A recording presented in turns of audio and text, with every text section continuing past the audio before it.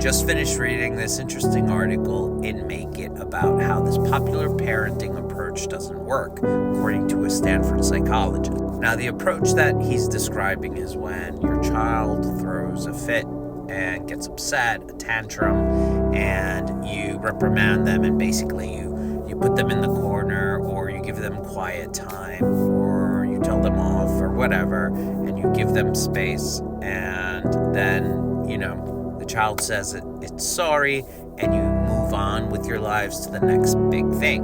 Although the approach isn't really that harmful to the child, it's actually incomplete because you're not debriefing with the child on what they learned, what they felt, and you're not even recognizing the fact that they learned to regulate their emotions and calm down. So you're not giving them any praise for that, and you're not encouraging them to keep doing that. So it kind of ends on the wrong note, and there has to be some learning lesson for both of you there, for both of you to recognize your feelings.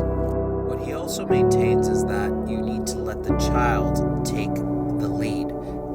So that gives them some sense of control over the situation, and it actually builds into their own confidence, especially after an incident where you showed them who's boss.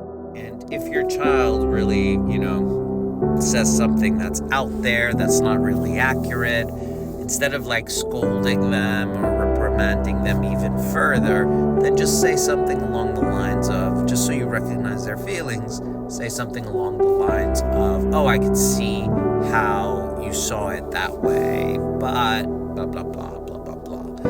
And that at least helps them understand that you recognize their feelings, but you want to teach them something new and share a different perspective of what actually happened. What are your thoughts about this? How do you reprimand your children after they throw a tantrum? How do you scold them? Do you not scold them? Do you talk to them? Does it work? What are your effective techniques in this type of situation?